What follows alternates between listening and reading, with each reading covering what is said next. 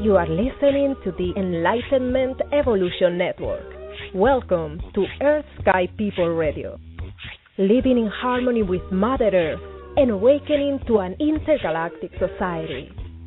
With your host, Victoria Vives, founder of Reiki Wellbeing and co-founder of the Earth Sky People movement.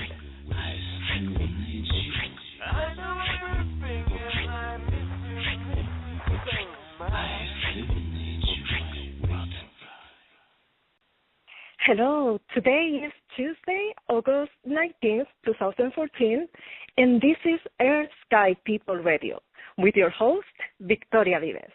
And you can find me at victoriavives.com. So now let's take a moment to tune in together. Visualize yourself as a tree so that your roots are coming down to the earth, finding all the nourishment that you may need, connecting with all the beautiful layers of Mother Earth, all the crystals giving you vitality and health. And at the same time, visualize your arms as branches coming into the skies, into the heavens, reaching out for the starlight, bringing in all the energies from heaven and earth into you, nourishing your body, your mind, your soul. And take a moment to tune in with me and with the other people listening right now, sharing this energetic space so that we become more and more aware of our interconnectedness. And take a deep, cleansing breath. Good. Okay, as you know, I always like to do something in the beginning so that we can connect with one another and that we are aware of our interconnectedness, sharing energetic space. And today we're going to have a very special guest with us for an interview and also Q&A questions. So if you want to call for the Q&A, just make sure to get this number. It's 347-215-8586. So, yeah, just take that number and you can call in right now so that you can press number 1 for the questions that you may have. Okay, so our special guest today is Jim Robertson. Jim is a wilderness living expert with great knowledge in Aboriginal skills, and actually that's the name of his website, aboriginalskills.com, so check it out. And what I discovered is that he's so much more than that because he has an impressive background in healing arts, and the most special thing in him is that he always focuses on living from the heart. So now I introduce to you Jim Robertson. Hi, Victoria. Hello. Hello. Hi. How are you, Jim? So good connecting with you today. Yeah, gosh, I'm fantastic. I mean, just coming in from the incredible wilderness, you know. I mean, that just totally pumps me up, you know. Oh my goodness! And as you know, I really wanted to go with you and with Nia, but I was just so busy that next time. I enjoy so much all the adventures that we have in the wild and all that we are learning from you. So thank you so much, and thank you for being here today. Oh yeah, thanks for inviting me, Victoria. Fantastic. When I said pumped up, I didn't mean hyper pumped up. I know you know that. I meant just so deeply, you know, relaxed and connected and everything, pumped full of the good stuff, you know. Wonderful. Yeah. Okay, so, you know, I know about you, but maybe some of the people listening are not familiar with what you do. So I would love for you to share briefly about your life and what brought you to what you do right now in wilderness living and living from the heart. So just sharing a little bit about your journey. Well, Okay, yeah, it started out, I guess we can do this quickly. I started out, was born in Oakland, California, at the base of the foothills there in Oakland, and I remember when I was old enough to walk practically, I started exploring the great wild areas out there behind our home in the Oakland Hills with my two older brothers, and we were just practicing skills there to the best of our ability, and then let's see, where did we go from there? Then we went down to La Jolla when I was about junior high school age, and that was my introduction to the ocean. And all of my kids, friends in school and junior high school, they were into spearfishing and abalone diving and building lobster traps. And so we were in the ocean almost every day, getting our own food, fresh food, and surfing, and just incredible time, mixing it in with camping up in the woods and so on. And so 3 years down there with that incredible introduction to the ocean, it was the first time I put on a face mask and actually went under the water. And I thought, oh, man, I couldn't believe it. I mean, it just knocked my socks off. I thought, everybody has to know about this. It's so powerfully good. You can imagine going into a whole different universe. So that was phenomenal. And then we moved up to La Jolla.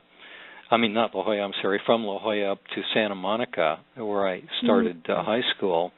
And, of course, continued, being in the ocean every day, surfing and spearfishing and abalone diving and so on. And then getting up into the Santa Monica Mountains and local mountains and just spending a lot of time up there practicing skills. I didn't know about Aboriginal skills per se at the time.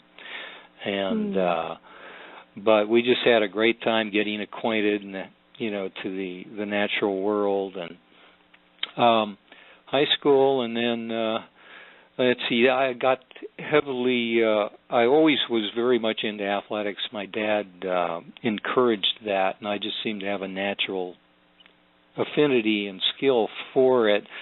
So I started to hone in on baseball, and that kind of got me out of the woods for the most part, because I was always playing and practicing, and so much to the degree that that was my first career, actually, was professional baseball as a pitcher out of Santa Monica High School. Very exciting. And yeah, it was. I thought I just had it made in so many ways, in the ways that, having not matured much by that time, by the time I was 17 years old or so, when I actually signed with the Pittsburgh Pirates,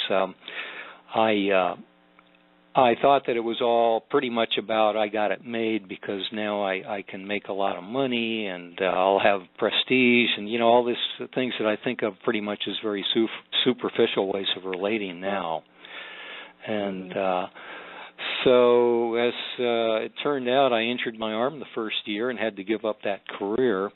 And that was really a huge jolt from thinking I just had life, had it made, and then kind of floundering, not knowing what direction to go. And I went in the service to get that out of the way because the draft was on at the time. And I played baseball there, but I didn't have to, really exert myself too much because they weren't professional level ball players. They were great guys, but it was a different thing. So I just cruised through that. I got to play baseball most of the time I was in Army. We didn't lose any of our games. We won all of our games. Oh wow, that's so awesome. That was kind of fun. But and then I came out of the Army, and now I got that out of the way. Didn't have to worry about the draft anymore. But I still didn't know what in the heck I wanted to do. So I went into ski bumming and up into Lake Tahoe and just had an incredible time. That was the first time. I was 21 years old now, and I had never been in the snow before. That was incredible, and I became a good skier, was getting ready to maybe become a ski instructor, met a beautiful girl up there. She was interested in getting married, and I thought, gosh, I'm back to that prestige thing again. If I'm going to get married, I think I need some kind of what I consider to be a prestigious profession, so I figured I'd better go back to the city and got into the stock brokerage business, and spent about a year there, and I got completely bored with it and decided I wanted to do something more exciting and interesting and fun for me, so I went into bartending and actually became a bartender for about 8 years and worked in every type of place imaginable, from the real funky place to the high-class places, and it served me well for quite a few years. One of the guys, a buddy I met in the stock market, we kind of stayed in touch, and he had leased a place out in Malibu right on the water, and it had a little adjoining place to it. And he said, Jim, come on out, man. I'll rent it to you for $100 or $75 a month, something like that. And so I went out and looked. It was right on the water, and I moved in there, and it was, I mean, even to this date, it was the most beautiful, incredible place. It was just a little garage, but I fixed it up and had this big window over the ocean, and I had my spear there. I'd go and get fresh fish every day, and I know a lot of people that may be listening that may not be into hunting and, harming animals. I very much... like me.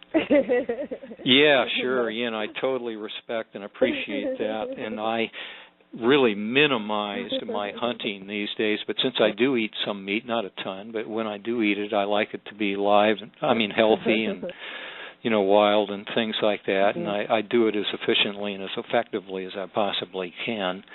And we'd go get all that seafood that we wanted and never taking more than we needed, and going up in the hills at that time and getting, rabbits. I was living pretty much off the land, living right there in Malibu. I had a little vegetable garden going and so on, and it was just absolutely incredible. The only reason I moved out of there was because the people that actually owned the property, they were going to take it back because one of their kids got married, and I had to find another place to live.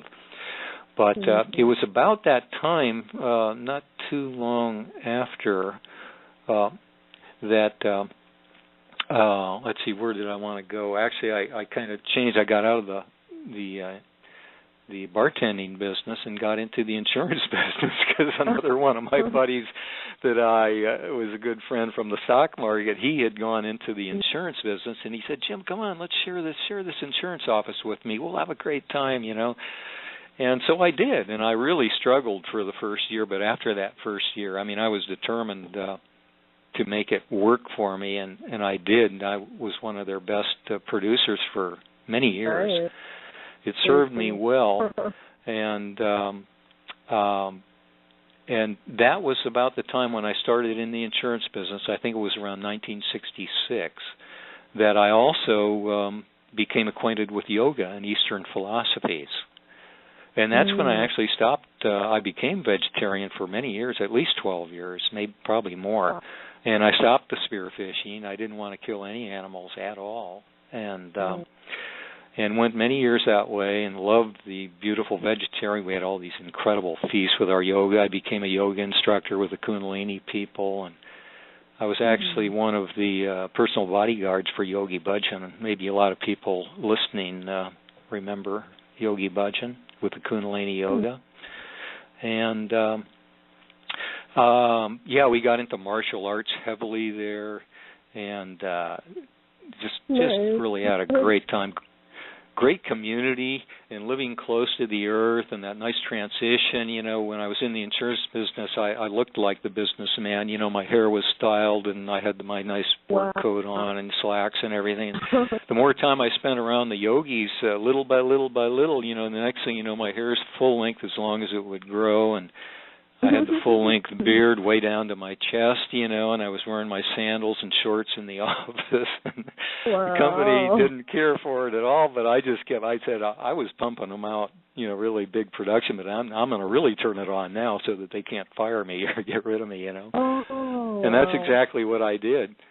And that was great. And being with the yoga people and their great connection with life and unconditional love and all of that, and their love of the outdoors and natural things inspired me to give up the little place I was living in, another little place in Malibu, where I was living with my girlfriend, that turned out later to be my wife. I said to her, how would you like to live in a tent up in the Santa Monica Mountains? She said, great. She's a real adventurer.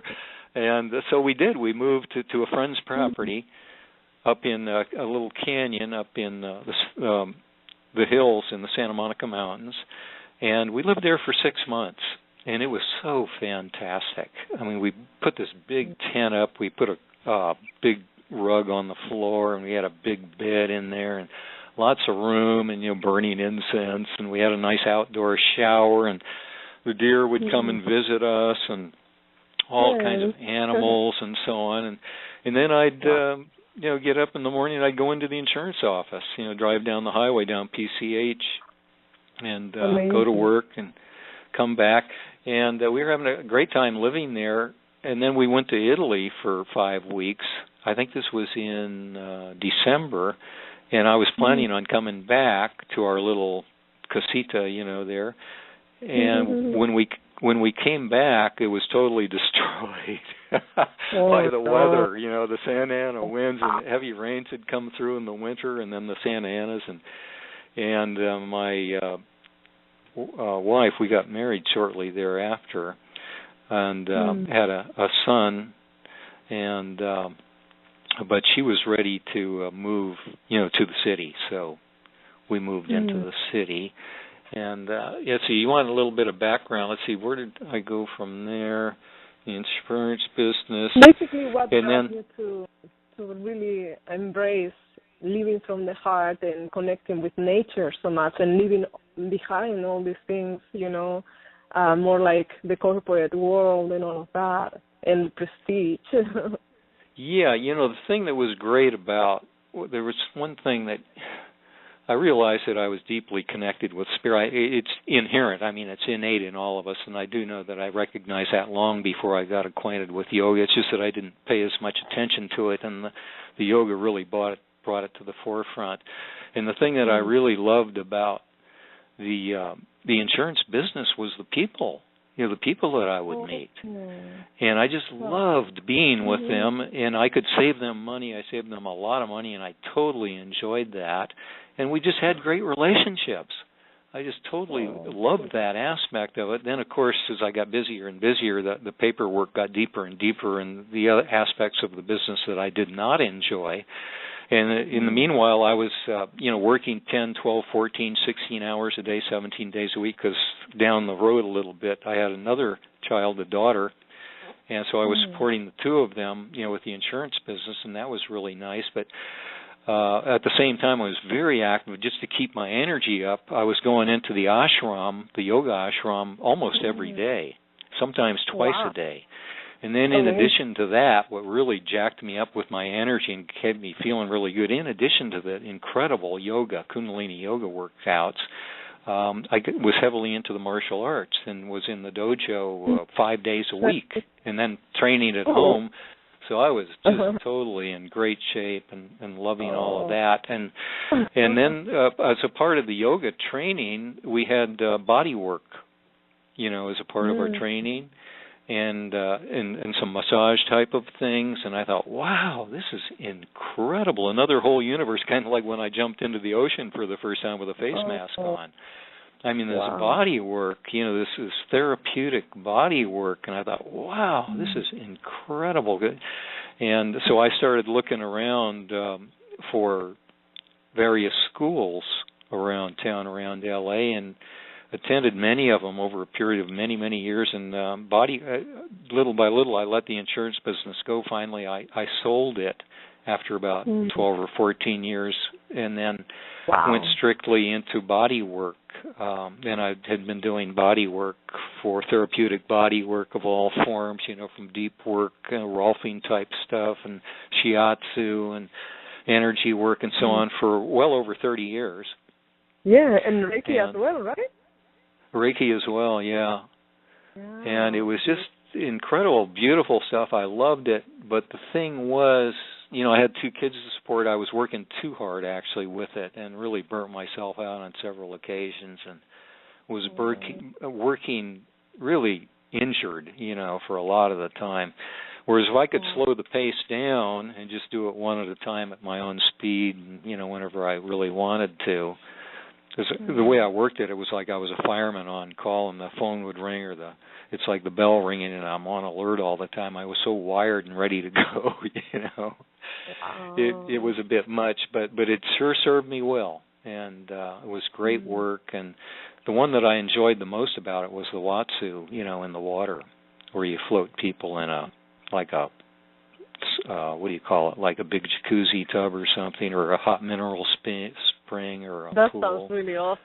That sounds amazing. Oh, yeah, and just connecting just totally, so deeply with people with that. What a pleasure that was. Wow. And then later on, I became a naturalist with the Santa Monica Mountains. I just happened to meet a friend across the counter in a Whole Foods market. He was back behind the deli, and hey, Jim, hey, Tim, what's going on? And he said, well, I've been a naturalist with the Santa Monica Mountains, you know, and I take the school kids out every week, and we have incredible training, you know, about nature. I said, man, that sounds fantastic. That's exactly what I was thinking about doing for a long time. You know, I'd go on these long hikes with myself. I skipped over a part where I had an incredible illness, undescribable, you know, everything checked out beautifully, you know, with the regular blood work and everything. Doctors didn't know what was wrong, but I lost like 40 pounds in about 2 weeks, and was it ultimately, just to kind of not take too much time with that, it turned out to be an incredible gift. As you know, how I relate everything ultimately is a great gift to me, because that's what I choose it to be, you know. And there was so much pain, physically, mentally, emotionally, just tremendous, incredible pain. I didn't think that I'd be able to make it through a night, actually. I could hardly breathe. This went on for years, you know, but it took me deeper and deeper and deeper and deeper into understanding and compassion and empathy, you know, patience. I thought I was already pretty together in that regard. This so-called illness was like an incredible gift, because it took me places that I hadn't been before, you know, and it's so beautiful. I just feel like more of a person, you know, and I have more to offer. Yeah. Would you share your age? Would that be okay? About the case? Your age? Would that be okay? Oh, my age. To share? Yeah. Did you say my age? Yes. You mean like when did this occur, or how old am I? What's my age right now? Right now. No, if you want, I just wanted to make the point that you are an amazing, strong being. That I don't know so many people that is as strong as you are. And, you know, like Nyan and I go with you in these hikes, and you never stop. So even though you were not so healthy at a point, I mean, you have totally recovered, and you have such an amazing health right now. That is really admirable. That's true. I mean, well, thanks for the good word. Actually, my strength is about 50% of what it was before that thing happened. Oh, wow! Really? Yeah, but I mean, even at that, I know I'm strong, you know, relative to what you might consider average type of a situation. But yeah, so I had my 75th birthday just a few days ago on August the 12th. Happy birthday! That's true. It has been a few days ago. Happy birthday! Yeah. Thank you. Thanks. It is totally amazing. Like, it is not just me. Many of us admire you because we see you at this age, and you are like really, seriously, stronger than many younger people. So that's amazing. Yeah.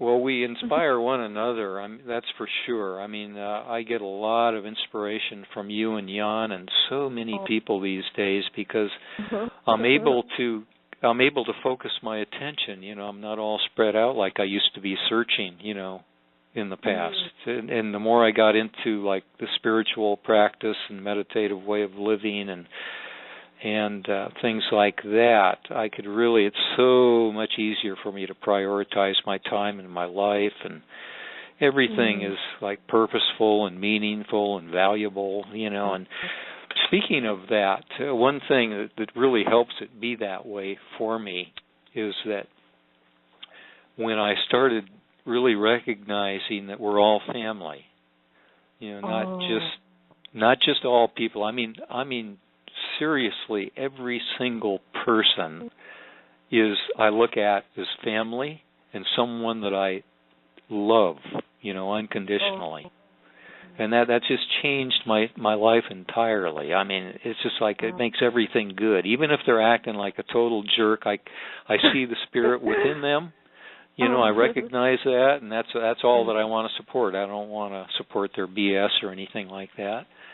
But it just makes life so incredibly enjoyable and so much more pleasant. Amazing. Yeah, and we noticed that in you for sure. Like, since I met you, to me, you are family, you know. I remember hearing Jan coming back from being with you and always so excited, and I said, you know, I have to check it out. I miss it. So finally I got to meet you, and seriously, it feels like family. And I feel that there are not so many people that are really looking within, working on self-awareness, focusing so much on the heart, especially, you know, my situation with my parents is not the ideal. So for me to find like kind of a really good model of what a good person, a good man could be, you know, like a father figure almost. It's like, wow, you know, there are not so many that you can look up to. So it is truly amazing, and we are so happy to have met you, seriously. Oh, yeah, thank you, Victoria. And, you know, and it really, it goes both ways, because you guys, like I said, just your character and the way you guys are, you totally inspire me, you know, and I'm meeting more. And, you know, recently we were talking about an elder and, you know, what is an elder and so on. And we realized that elders don't necessarily have extra age. I mean, a very young person can be an elder because they're living from the heart, and they don't just have the knowledge, but they have the wisdom to share it, you know, and to give it, you know, and to be it and all of that. And that I see that in people like you and Jan and many others. The more people that I meet, it's just totally beautiful and inspiring to me. And it doesn't just go for the people. I mean, I don't exclude. This is going to remind me of Einstein. I love to refer to him because some people, if I say it, some people say, "Oh, yeah, well, that's Jim. Who's he?" You know. But if I mention Einstein and it was his idea, not just his.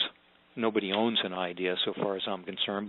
But he said, on the kind of paraphrase, and you've probably heard me say it before, that he said that something to this effect, that people suffer from this, like an optical delusion of consciousness, where they actually think that they are separate from everyone else. You know, so they delve their love out a little bit, maybe, you know, their little circle, and then the others are excluded.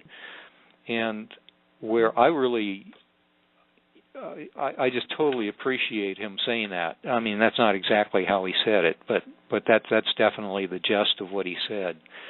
And it's just so true, and it's not a philosophy, and it's not a theory, it's not a religion. I practice it, and I have the experience of it. And then people have the choice. They can either believe me or not believe me, but what's much better is if they try living that way, and you're going to have an experience. And then it's going to be yours, and you're going to own it, and then you'll be able to say it, and people won't necessarily believe what another person says, but if we all have the choice to try and live this way if we want to. It's the freedom of choice that we have, regardless of the circumstances that are going on in our life. You know, circumstances are all gifts. If we choose, it's another choice. We choose to see it that way. I'm going to look for the gift in this situation, as tough as it is, and I'm going to grow from it, and I'm going to become better from it. I don't care what it is, you know, life-threatening disease, so-called, you know, or whatever it is. And this doesn't just apply, you know, this family thing. It doesn't just apply to people. It applies to plants. Every single plant that I see. And some people, I hate that plant. They'll say, I hate poison. It gives me a rash. And I say, no, I love that plant. Look what it does. It gives us oxygen. You know, it's beautiful to look at aesthetically. It's beautiful. It's habitat for wildlife. It's food for wildlife. You know, all of this stuff. And, you know, it's like, let's see, I kind of lost my train of thought there, but it's like some people love certain things and hate other things, but for it to work for me, I can't do that. I realize I recognize everything as family. So therefore, if I recognize it as family, I love everything, and then I get to, I say, get acquainted with the plant, and talk with the plant. And people can do things like this, plant communication. This is what indigenous people have done for, eons of time. And the animals, native people called the plants plant people, the animals the plant people. Right. I mean, the animals the animal people, insects the insect people, spiders the spider people, rocks the rock people. I mean, every single thing, nothing is excluded. It's all family. And when I live my life that way, it's just, and I like this other one, every place is home. Oh, yeah. Everyone is family, and every place is home. And the more we practice these great skills, these great skills that we practice, Aboriginal skills, these ancient skills, the more it, I was starting to mention that I met this old friend that I hadn't seen in a while across the counter in the Whole Foods market, and he's, what have you been doing? And he said he was working with the kids and learning about nature as a naturalist, and so I said, that's what I'm going to do. So I signed up, and I joined, and that's how I ultimately became connected. I think it was right in there, because they had a great library with all kinds of wonderful books, and some of them were on Aboriginal skills and Aboriginal skills schools and wilderness skills schools, and I wasn't so interested in the contemporary wilderness skills, but the primitive and the Aboriginal just meaning, synonymous with indigenous. And I got a hold of one of those books, and I thought, wow, they have classes, and they teach this stuff. And I started going locally to all the local people, and then I was spreading out. Every time I'd hear somebody mention a school someplace, I'd go there, whether it was Arizona, New Mexico, Canada, Wyoming, Utah, all over the western United States, Canada, and Mexico. And just... sucking it up and just enjoying for my own pleasure and my own deep connection. And then people started saying, Jim, you're doing so much of this. You should start teaching classes. You should be an instructor. I just felt like, man, I'm just a baby in this stuff. I'm a beginner, or you really, And so I started contemplating the idea, and I thought, well, why not? Everybody starts someplace. So it was about... I don't know, 10 or 12 years ago that I actually started teaching as an instructor for Aboriginal skills. And it's a growing thing, which I wanted to mention. I really appreciate your saying in the introduction, Jim, Aboriginal skills expert. But no, I would. That's my. I wouldn't call myself an expert. It's it is such a growing thing, and but I'm just glad that I do have a lot of skills that I can share and really assist a lot of people going, and that's one of my great pleasures in life, is sharing this stuff with people so they can get more deeply connected. Yeah, not just with the skills, but with life, right? Every time that we meet, we learn so much more. So I just feel, for me, for sure, you are an expert, and you share it with so much love always. That, even, I don't know, I feel that anybody that would encounter you, even if it is at the supermarket, is going to learn something. That's what I feel about you. Well, thank you, Victoria. But just to remind again, that's how I feel about everybody, because I'm going to learn something of great value from every single person, every single encounter that I have. That's how my life has become really beautiful. I mean, it hasn't been that long, really. And the more I go, the more deeply I get into that way of being. And life just gets better and better and better and better, Nice. And Jim, was there like a particular person, like a role model that inspired you throughout your life? Like just one person that extended out from the rest for you? I think about that often, and I couldn't say one person. So often I enjoy just contemplating, and I can go way back to childhood when I was just a little kid, And I remember, what I remember? I don't even remember one of them was a man that I can single out at the moment. It was a man, for maybe a middle-aged man. I just remember his kindness, you know. I don't remember what he was telling me. I just knew that I felt respected, and I felt, you know, connection, you know. It was a kind person, patient, and I mean, I have a you know, memory of that experience. Not so much I can't remember the person so much, but I remember as a young person, and that carried me. I reflect on that. I've reflected on that ever since then for the rest of my life.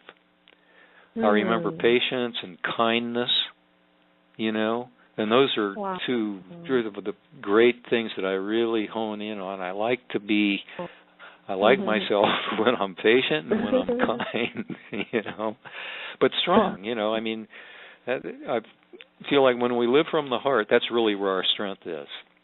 I think there's somebody came up with a saying, soft heart, strong person. Because you soften your heart, you don't harden your heart. You soften your heart and you're open and you're receptive, you know, and you're giving. And I love the word full circle. We practice a lot of Apache Scout type skills and techniques, and they relate a lot to full circle living, you know, which ultimately means giving and receiving. We're always giving and receiving. And the way I see it, nobody ever does anything by themselves, and that pretty much takes care of the ego and keeps it, you know, in its place at bay. You know, nobody really does we don't even breathe ourselves. Try it, you know. Anybody, anytime, just try breathing yourself. What I mean by that is try holding your breath and see what happens. Life is just going to take over. We are breathed. We're not necessarily breathing ourselves unless we recognize our real self, which I would say is our real self is everything. We're a part of everything. We're not like a little island that's struggling, you know, to do everything for ourselves and by ourselves. You know, that doesn't happen anyway. And some people are struggling. They have an injury or something, and they can't do what they used to do. And I mean, one door closes, another one's ready to be opened. Right. I love that. And we have a few people calling in, and I want just to remind the phone number for those who would like to call in. The phone number for Q&A is 347-215-8586. So we will continue a little bit with the interview, and then we will go into the calls that are coming in for questions. Okay, so another thing that I feel would be of great help for our listeners is if any of them are in a 9-to-5 job and, you know, they really want to move from that, like you did, what would you recommend for them to do? What would be your advice? Yeah, that's really a big one. I can hone in on that right away. I would start by saying, you know, it doesn't matter for me, for my life personally. I guess I would say something like this. So you can interpret it how you want, I guess, but it doesn't matter so much what you do. It's what matters the most is how you do what you do. Oh, you know? Wow. For example, I was selling insurance, and it reached a point where it was getting to be, you know, pretty boring, and because I was overloaded with paperwork and everything. But then I would kind of vacillate back and forth, and I'd realize, well, it's how I do what I do. Whatever I do, I'm thinking about my heart. You know, what is my intention? Right in this moment, you know. It's always in this moment. I always want to bring myself back to this present moment. And what is my intention in this moment? Is it my intention to be happy or sad or pissed off or whatever, you know? And what is my intention with energy? Do I want to put negative energy forth, or do I want to put some good, healthy, healing energy? Do I want to put some happy, you know, joyous energy forth, or do I want to do the other, you know? And it's like it's no choice, and I'll just change my whole frame of mind and my whole perspective, you know, right there. And I'll still have the opportunity to change jobs, but as long as I'm doing what I'm doing, I'm going to do it. I'm going to get in that good place, you know, but with that self-talk and just remind myself where I want to be and how I want to use my energy. And I'll feel satisfied about, you know, doing what I need to do in the moment, Maybe tomorrow or next month or whatever, I'll start working on finding another job or something else that's going to be more satisfying to me. But the main thing is right now, right this instant. How do I want to be right now? And I like somebody posed the question recently, where's my joy? It's a good question. Where's my joy? Like if I'm feeling in the dumps or whatever, where's my joy? Well, I can find it right now, just by changing my perspective. To me, every moment is an adventure. I mean, whether I'm bogged down, with the computer, catching up, maybe I've been gone for a couple of weeks on a camp out or traveling, and I come back and, we all go through this. We have this ton of mail and hard mail, emails, and cleaning and catching up and doing all that stuff, Oh my goodness. And I'll start to complain, I want to be out there, you really love the beauty outdoors, but then I'll catch myself, say, where's my joy right this moment? I don't want to waste my energy, bumming myself out. And then I'll feel good about getting done what needs to be done. Beautiful. So, thank you for sharing that. Pretty simple, practical little techniques that get me right on track. Right. Yeah. And I'm very excited about asking a question to you. I'm not sure if you know that this show is about Earth and Sky, and the part of Sky is all about extraterrestrial life and spirituality, extra-dimensional beings, all of that. And I really would like to ask you, if you had any experiences with any extra-dimensional or extraterrestrial beings, any encounter or any perception about this? Yeah, that's interesting. I couldn't say that, I saw anything like a flying saucer or a being from another dimension necessarily, other than in my dreams. I mean, my dreams are phenomenal. Oh, man. Just about almost every night I'm just loaded with incredible dreams. And I recognize the value in those, and my intention is to start tapping into those more and mining that gold, I used to spend a lot of time tapping into dreams, and it was so interesting and just totally just phenomenal that I found myself up, waking up throughout the night and writing notes and I wasn't getting enough sleep. So I kind of went from one end of the spectrum to the other, from being totally involved and just totally enjoying, this communication and all this great stuff, to putting it down completely almost and not taking notes at all. Now I'm going to find some kind of balance and definitely make more time for that. But nothing, I just feel it's more a feeling of, feeling the spirit, feeling the energy and experiencing the energy rather than something other than that. I haven't heard, like voices. Inner voices in my mind I have heard, and I would wonder about that. I think when I first started noticing this, like, inner voice was when I was down in La Jolla in junior high school, and we'd walk a couple of miles to school, and I'd be walking by myself, and I'd hear this, it was like a companion, just talking to me, and it just sounded like a nice wisdom, just very practical, common sense, deep.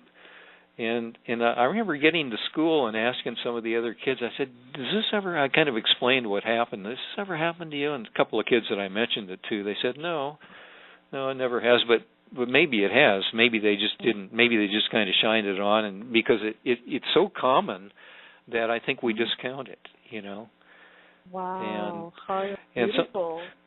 Some people say, well, how can you tell the difference? Because I have a lot. They say I have a lot of voices going on in my head, and my answer to that, because I've experienced that too. It's kind of like competitors, for our attention. Wow. And my answer to, pardon me? Totally, I can totally see what you're saying about the competitors. Yeah. So my answer to that for myself anyway, is that the wise one, the one that I really want to listen to, is the quiet one. Not the one that's yelling and shouting and trying to get my attention. It's it's always steady. It's always sure. It's always, just kind of quiet. It's not, trying to raise its voice over the others, but it's there, and I don't have to hear it. Like, it's not audible. I mean, I'm not hearing really sounds. It's more like feeling energy, right? Yeah. And feeling energy in words, and like I could have a whole thought, with all the words, but it's like instantaneous, like a flash of lightning, or quicker, like in a microsecond, a whole message, right? I guess that you can call it intuition, which, maybe that's another word for spirit, But I pay more and more attention to that, and sometimes. So I was starting to explain the difference. Yeah, the one, like, it's kind of like, reminds me of coyotes. They're known to be the tricksters.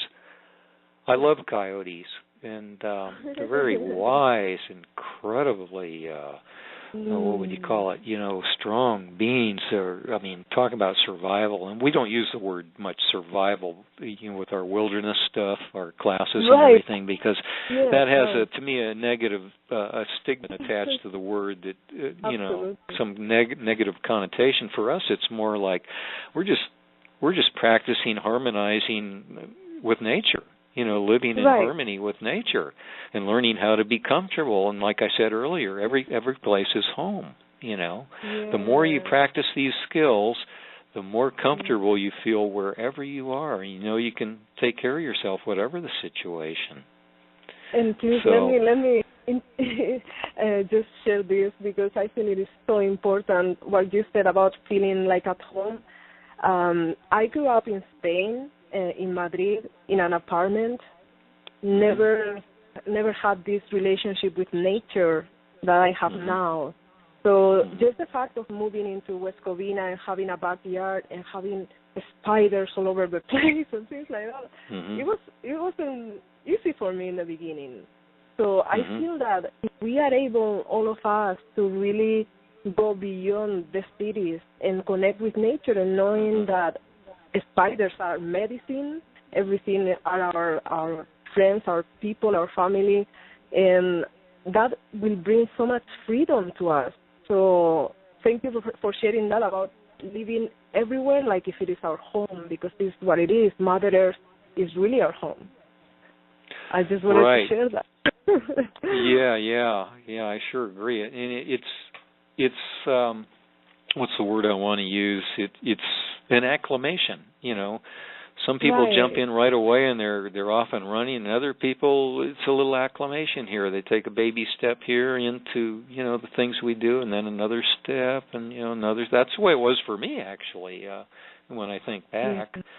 And actually some of these skills, like fire making, like hand-roll fire making, which is so phenomenal and magical, when I first saw it, when I was starting to get into it, I thought, well, that's for the younger guys, They're stronger and they're younger, and that's for them. I enjoyed watching. I'd keep coming back to the classes, watching. And finally I started trying, and I didn't get it, and then I tried more, and then it grew on me, and I thought, I think I can do this. And the next thing you know, that's one of my strongest skills is fire making, Wow. And that goes for so many of these skills, like anything, Anyway, let's see, I got a little bit off track when you mentioned the incremental.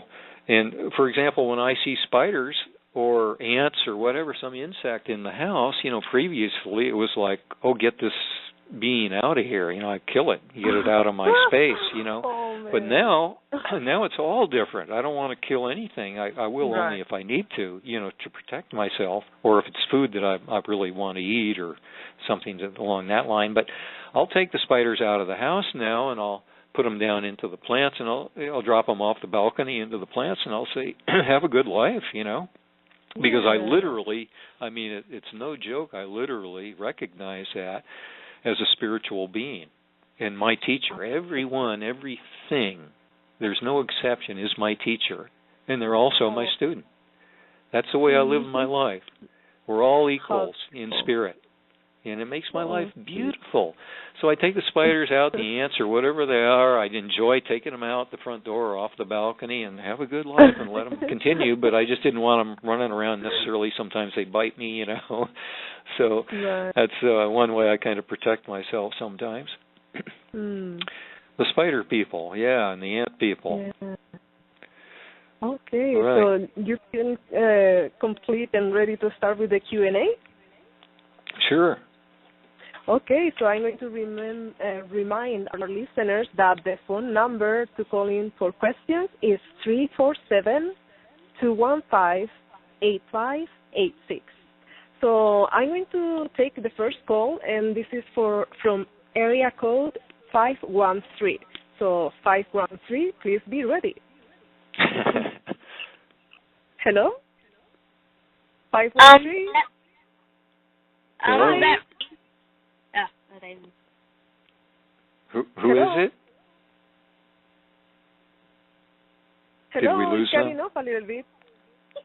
Hello? Yes, how are you? What is your name? Are you talking to me? Yes, I'm talking to you. 513. Victoria's talking to you. She said, what is your name? Okay. Hi, hi, I'm I'm Nara. I'm 10 years old. I've never been on a radio show before, sorry. Oh, okay. Do you have a question for our guest? Well, actually, I didn't know I was supposed to be talking. We were just listening to your radio show. We didn't know who we were on. Oh, so you're just kind of excited being on the radio, huh? Yeah. That's pretty awesome. Yeah. Okay, well, if you don't have a question, it's just good to hear your voice. Okay, yeah. Would you like to take this opportunity to ask a question? Can you say that again? Would you like to take this opportunity to ask a question? I really don't have anything to ask. Okay. So, thank you for calling, and yes, it is good talking to you. Yeah, take care. I hope to see you in the wild. I hope to see you out in the wild sometime. Yeah. Nice. Bye-bye. Okay, bye. Okay, just so people know, what happens is that when we call and then we press the number 1, that is when you are asking a question. So if I see the question showing up, then I will click on your button so that you start speaking with us. So, once again, the phone number for calling in is 347-215-8586. And we have another number, area code 626. So 626, be ready? Hello? Hello. Hi. Hi, Victoria. Hi, Jim. It's Jan. Hey, Jan, how you doing? What's up? You got a question? Yeah, well, first, before I ask my question, I know Victoria already said it, but just wanted to thank you for being a part of our lives. I think it's probably gone through the biggest change, I guess, positive change in the last few months since I started getting more into the Aboriginal skills and getting back into nature. So just wanted to thank you again for being there and everything that you've taught us. It's been an amazing journey so far, and I'm expecting to continue on. Oh yeah, thanks, Jan. Yeah, we got plenty of good things on the table. Yeah, we're on a roll. I would like to share with the listeners, with our listeners, that Nyang, the one calling right now, is actually my husband. So I just wanted to share that. So thank you for calling, Jan. Thank you for being here today. Yeah, I was telling Jan. Yeah, I was telling Jan today what an inspiration, again, that both of you guys are, both of you folks, and Daniel that was with us today too. We were up in the wilderness today, and we were out actually yesterday and had a nice primitive camp out and building shelter and doing all kinds of neat stuff. Daniel made a nice pair of relatively nice pair of yucca sandals.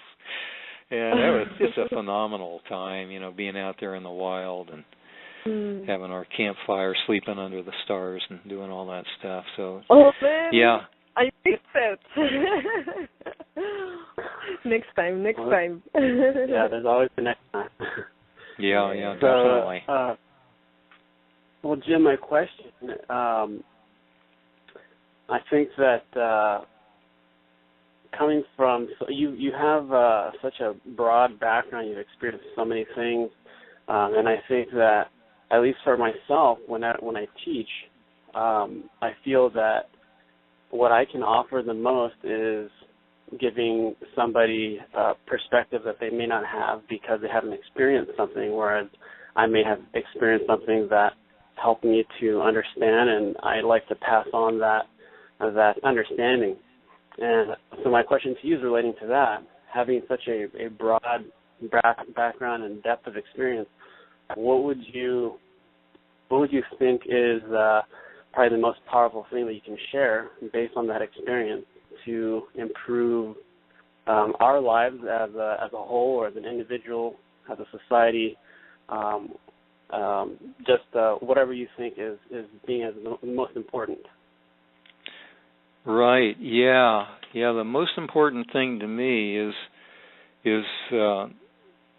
remember I mentioned the full circle living, the giving and receiving, and that ongoing nonstop circle of giving and receiving, and really recognizing that person also as me, as a part of me. Just like I recognize the rock as a part of me, the animal a part of me. Everything is.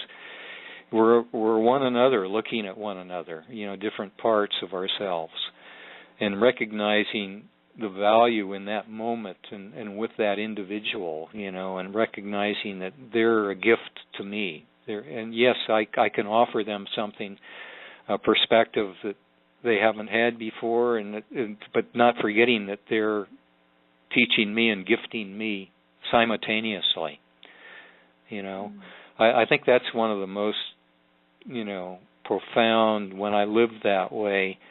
And it's so much about consistency for me. I recognize the value in consistency, and then that if I can be more consistent, it just deepens and deepens and strengthens that practice. And the more I practice it, the more I live it, the better I feel. The more alive I feel, the more free I feel.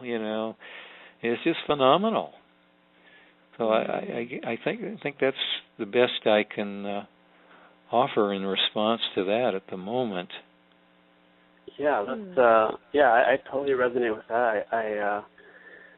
I agree with that. It's something that I try to practice. Do you have any advice for how to keep that a consistent practice, to just keep in mind that it's always an exchange, that we when we're interacting with somebody, I know, at least for me, and I know for many other people as well, if not all of us, at least at some point or another, it can be easy to kind of just be focused on ourselves and lose perspective that that there is an exchange.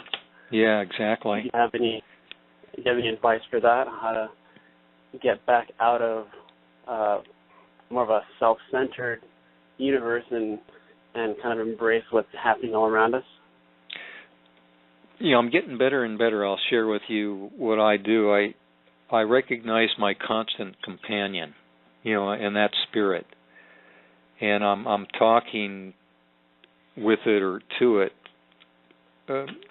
periodically throughout the day, ideally almost continually throughout the day. But it's like I'll say things like, you are with me, you are with me, and I'll just kind of hear whether I imagine it or make it. It doesn't matter, but the answer is yes. I am with you. I'm with you. Yeah, I'm always with you. I am never not with you.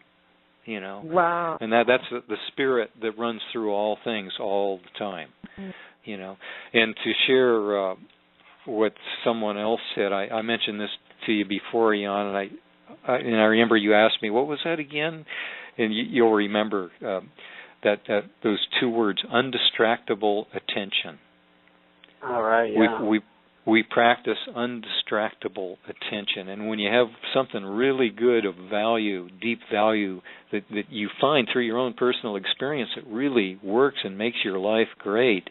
Regardless, we're not talking about super surface things like, although they're important, we're not talking about finances. I mean, they might be up or they might be down. Your physical health might be up or down. Your mental health might be up or down. Your relationships might be up or down. But this spirit that runs through all things is always with us, and I just keep reminding myself of that. And it gets just that little reminder gets things back into perspective. Wow. And I don't just have the attention on me; I have the attention on us, as a whole, So that word, just those two words. Sometimes I'll just repeat those. Sometimes I'll say, like my constant companion, I'll say, "You are here. You are here." I don't say, "Where are you?" I say, "You are here," and I feel it. And because we are co-creators too, right? I mean, we are with our thoughts. Our thoughts are energy. And they literally do create, and fortunately, sometimes they don't create what we want. It's like we must have some great guardian angels and spirit taking care of us in some phenomenal ways, and I feed that idea too. But just those two words, undistractable attention, and where do I want to put my attention? What is my intention? It's pretty simple, basic, fundamental. What is my intention? My intention is to continually, undistractably live from the heart with unconditional love, unconditional love. Beautiful, wow. Yeah, pretty simple, pretty practical. Yeah. And so do you have any process or anything that you would recommend when we happen to step off of that path? And say, for example, just to give you something that comes to mind that just happened today, I was driving, and there's a lot of cars. It's kind of starting, rush hour starting. It's not totally packed, but there's a lot of cars on the freeway. And I was getting off of the on-ramp onto the freeway.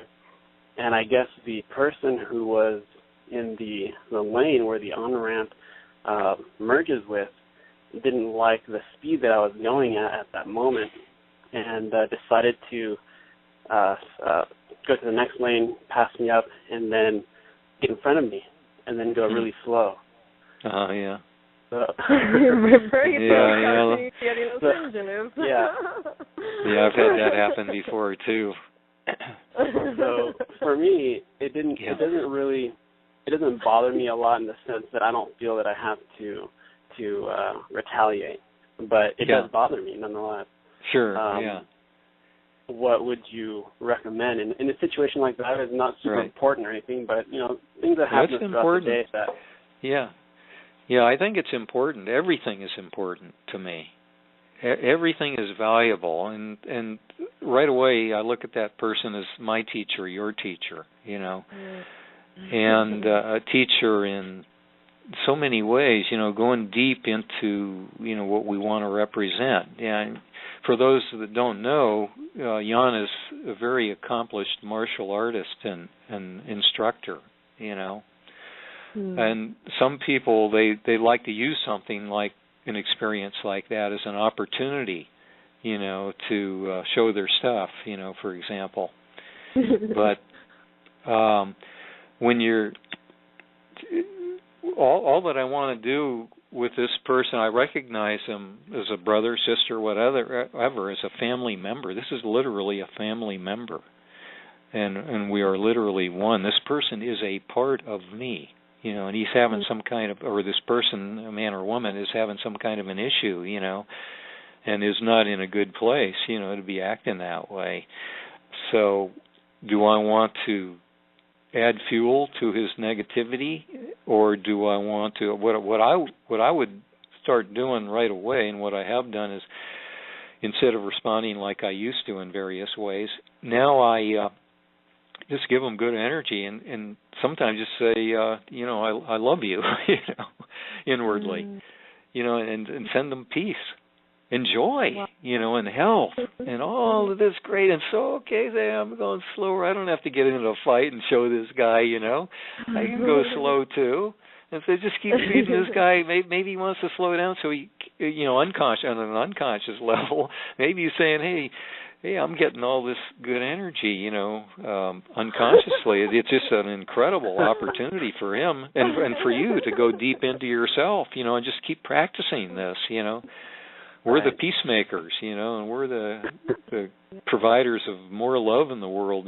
That's what we're here for. Is just to cut this chain of negativity and not add to it. And I think that's a fantastic way to do it. Somebody's got to cut the chain of negativity. Somebody's got to stand up. We've got to be strong. That's what we're here for.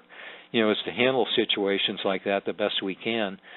And I agree. I was going to say I agree with you. I don't necessarily know how you're going to relate. I agree with some people. I should say that sometimes we need to defend ourselves. If the guy's going to attack me or whatever, and that's why I practice martial arts too. As a matter of fact, I started training with Jan again recently. I'd been practicing martial arts for many years, but I'm back in training with Jan now, and. So, if we need to defend ourselves, we do, but I'm going to defuse. My first choice is always these days to defuse, not explode a situation, And it's beautiful, Jan, because those they really affect us, our emotions, so deeply sometimes. How can they be? Why do they want to do this? It's like confusing and frustrating. But man, when we go deeper and look at it as literally an opportunity to really show your stuff, to really show what you're about, it's a beautiful gift. Just the total opposite of what most people would interpret. And I had a very similar situation. I think I told you about it. It was Christopher Jernberg, is that his last name? Yeah. From Elements. And I told you about it, didn't I? Right. We were pulling into San Francisco late at night, and we were driving around and around and looking for a parking place, and finally this lady comes out, and I thought, oh, great, she's right across the street from Christopher's place, and we got our parking place, So I pull up and I stop and I turn the engine off and I wait and I wait and I wait. She turned her lights on, she turned her engine on, and then she reaches behind her seat and pulls out a cell phone, and then she's talking and she sees us sitting there, but I figure she doesn't know. Maybe she thinks we're waiting for some people to come out of the building, at Christopher's place. So I figured I'll pull up a little bit and roll down the window. And just so I kindly said, Miss, are you going to be leaving soon? And she says, F you, really loud. Just F you, Can't you see I'm on my cell phone? And man, I was on the edge. I was ready to explode on her, And I thought, no, I came up with, you talk to your mother that way? And Christopher was laughing his ass off, He said, man, she was really funny, he thought. And I said, well, yeah, you thought it was funny because it wasn't directed at you, but I was a little vulnerable, I took it in the gut, that negative energy, but it didn't take me long. I got off track, but I got right back on, Practice, practice, practice, practice.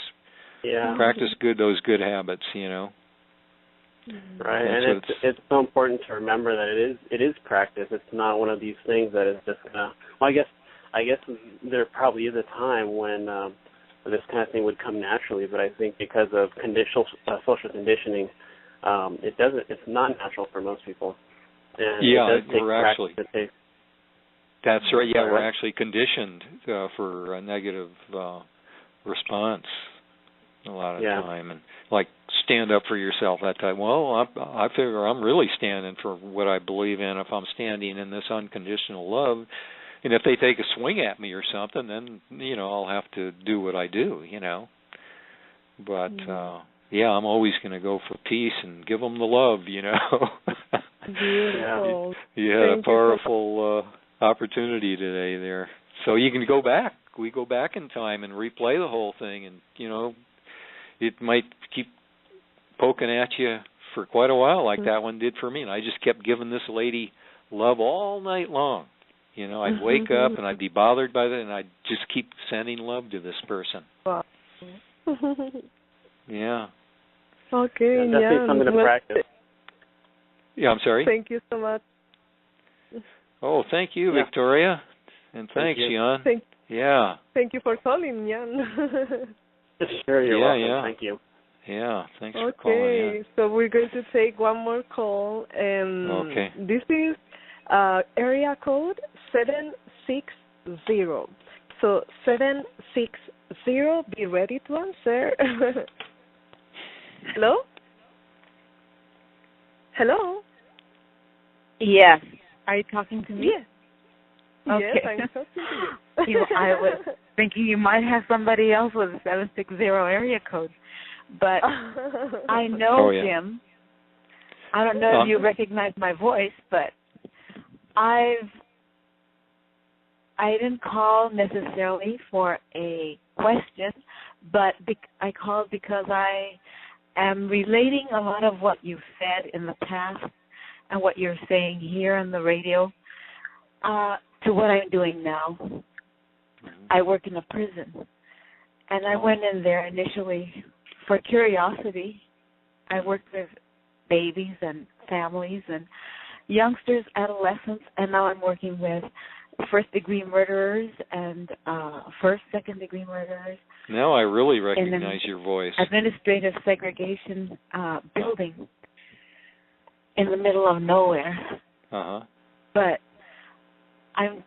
I've learned that not only is it curiosity that I'm more aware of it, or that I'm a particular spiritual person, but that I am appreciating life a lot more.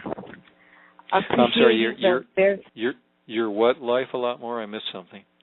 My life as a whole, all the events in life, not that I'm not trying to say that I love, as you have said, love everyone necessarily, but I'm appreciating life and what they represent, what they do, their mission here or their existence. I'm just appreciating even these criminals these inmates that I'm working with at a different level for different things. I'm discovering things about myself. I'm discovering things about people in general. There's a good side, there's a bad side, but people are people. And that's my way of, I suppose, of connecting with nature. Sure. Because you've stressed in life that you appreciate, and what you said, that this woman's reaction to you, a simple, innocent question, hit your gut level. Yeah. Well, yes, I relate to all of that. It's part of nature, isn't it? Mm-hmm. It's all part of nature, and there's so much to learn, even from people, even from inmates that are in a 8x8 cell that are going to be in there for a very long time, years maybe, and years in the general population, but in a prison nonetheless. And they learn through me, and I learn through them. So what I wanted to share was that you were correct. I may not be a spiritual person necessarily, but there is a sense of community with just life, anything that's living. These people have committed terrible, terrible crimes, but yet I find myself in a position where I'm not judging them. And that in itself is finding a community with the nature of things. They happen. There's a response to the things that they've done and the place they are now, and vice versa. They find a response to their crimes and manage to live in an 8x8 cell. Well, they've been forced to because of the things they've done. But yet they're still learning. They're still trying to continue life.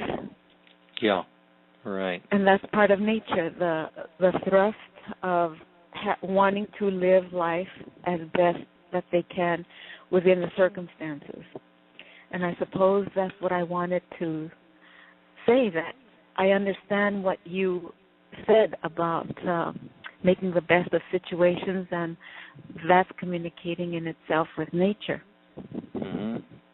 But it's a general appreciation and a natural value of life and things. Yep. Yeah, absolutely. And I wanted to thank you. Oh, you're welcome. That you would share about that, Jim? Anything that you would share about that situation of being in a... Right. The more difficult situations we find ourselves in, it's a greater opportunity to, like for me, for example, if I was in that situation, I would recognize it as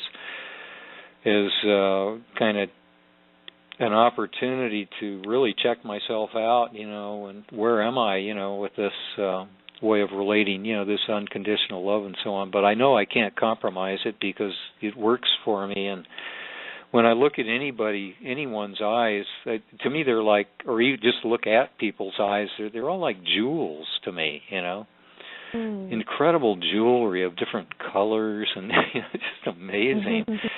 But of course, in addition to that, I would remind myself that this is spirit, expressing itself in this unique, particular way, for me, because I'm in that situation, so that moment is for me, that interaction with this person, in prison and so on, and every moment is valuable to me, whether I'm there or home or wherever I am. It's that reminder about consistency, How do I want to be? You're right.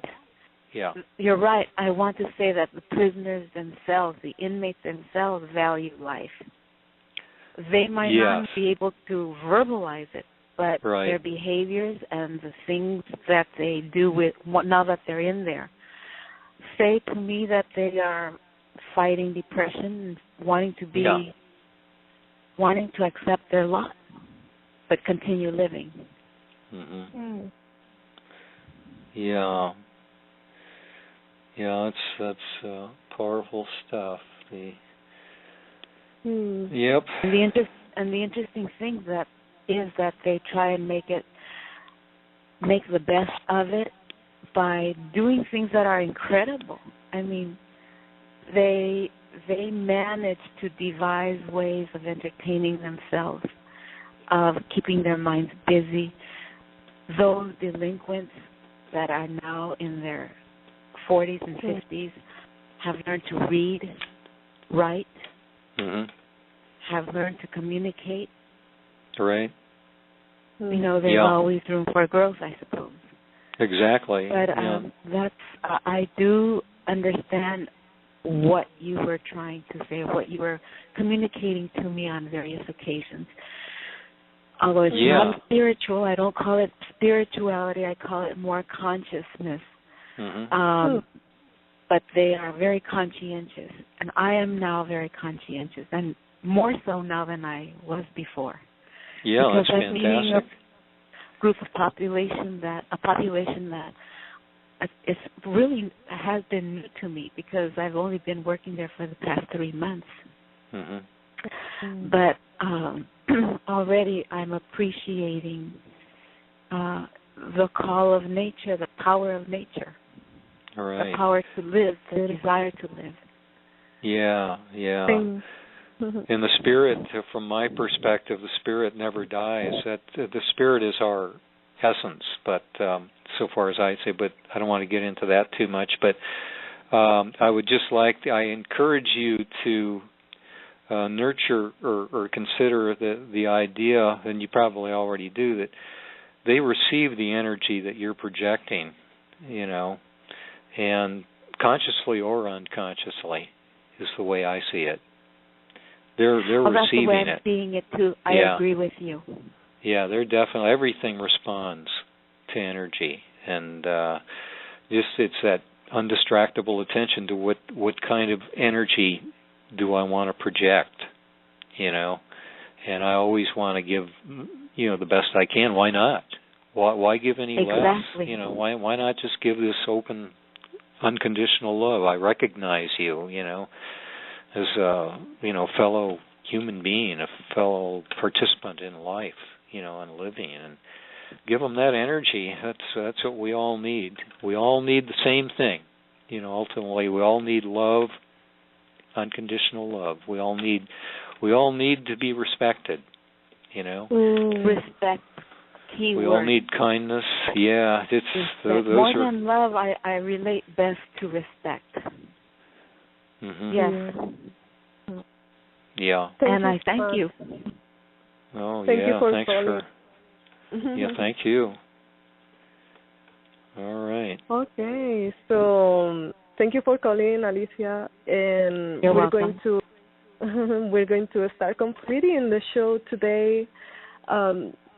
Thank you so much, Jim, for being here today. It is so moving every time that I speak with you. I enjoyed every moment of this particular show, more so than others. And thanks. I loved it. I appreciate all that you had to share. Okay. Thank you. And thank you again. Thank you. And goodbye.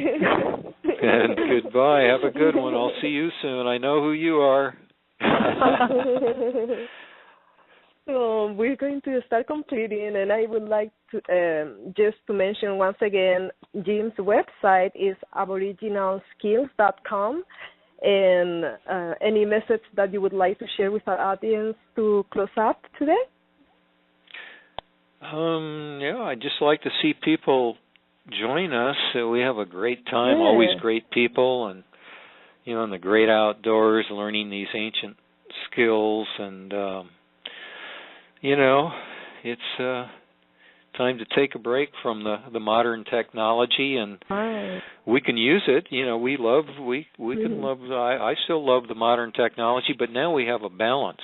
We practice the primitive skills, the old ways, and we have something to compare, with the new ways, and we can blend the two together. And I'm not advocating just go totally primitive. I am advocating learn the skills and enjoy it, and it'll enhance your deeper relationship with Mother Earth and with life in general and with yourself, and enjoy both. Now you'll have a greater appreciation of our modern technologies.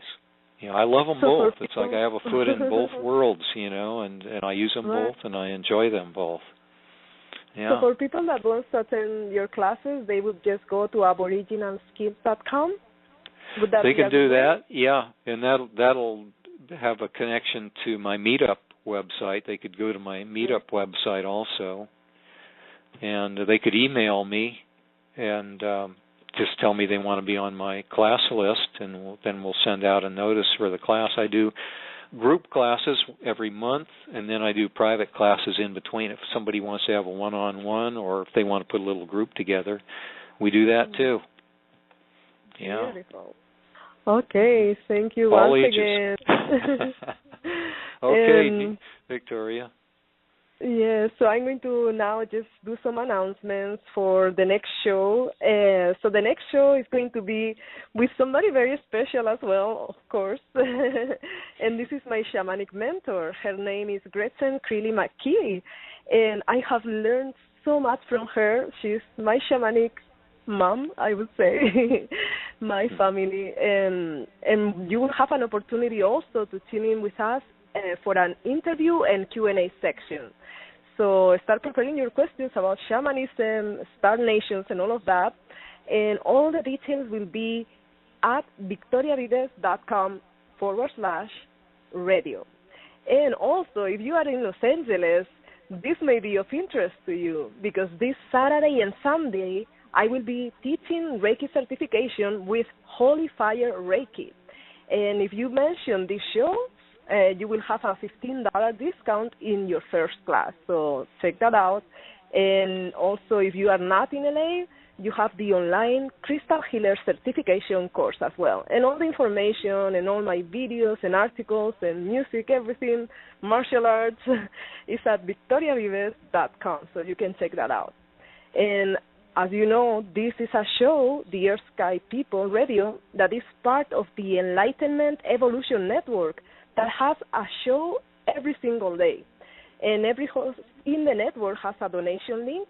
So if you want to support them or support me, you can have an opportunity to make a contribution. So we appreciate it always very much. Thank you. And tomorrow the show will be Rob Gauthier's show. Rob Gauthier is the creator of the Enlightenment Evolution Network. So every Wednesday at 9 p.m. Eastern Time, Rob Gauthier has the Enlightenment Evolution Hour. He has an amazing event coming up as well, which is the Channel Panel on 13th of September. And this will be with Daniel Scranton, Nora Herold, John Kelly, Brad Johnson, and of course with Rob. So check that out on his website, threadchanneling.com. Also, the next show will be on Thursday at 9 p.m. EST with Philip Malika. He will be hosting Consciousness Evolution Hour, all things metaphysical from the perspective of the fifth dimension, the shift, dimensional living, relationships, channelings, and everything non-physical and off-world energies as well. On Friday at 9 p.m. Eastern Time, we have the Earth Experience with the beautiful Kalina Angel, exploring our soul's expansion through our human experiences on Earth. And that is on Friday. And now we move into Saturday, another show, yes, at 11 a.m. Eastern Time, Odyssey of Ascension with the wonderful Roxanne Suhart. 2 hours of mind-bending ascension downloads. She channels entities from the Oversoul Collective Fire. Amazing information every single Saturday. So check that out. And we go into Sunday. Sunday is the show with Karen Newman. This show is about oneness. So now the time for this show has changed. So now we'll be at 11 a.m. PST. It's a little easier for us, a little bit later. So she will be hosting this show with her twin soul and answering callers' questions about anything that you would like to ask for a reading. So make sure to call early so that you can receive your answer. And on Monday, we have Daniel Scranton with Heart to Heart Radio at 4 p.m. PST. Daniel will be featuring different guests discussing topics such as the shift, ETs, channeling, energy work, toning, sound healing, and so many more things. And also he will be part of the channel panel on September 13th. On Tuesday, now we come back to Tuesday today, but next week at 3 p.m. Eastern Time, you have Soulfulpreneur. This is radio inspiration, expression, abundance.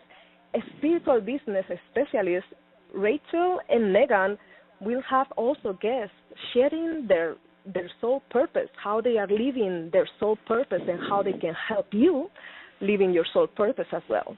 And back to Tuesday evening, which is today, right now, Earth Sky People Radio with yours truly, Victoria Vives, and my new guest who will be my shamanic mentor, as I mentioned, Gretchen Creeley McKay. So I look forward to seeing you, whether it is in person this weekend for Reiki certification or online next week with my shamanic teacher. Okay, so know that I love you and our heart connection will continue. I will be continuing sending you love and thinking of you. So check me out also on Facebook. We can stay in touch there. Thank you so much. Bye.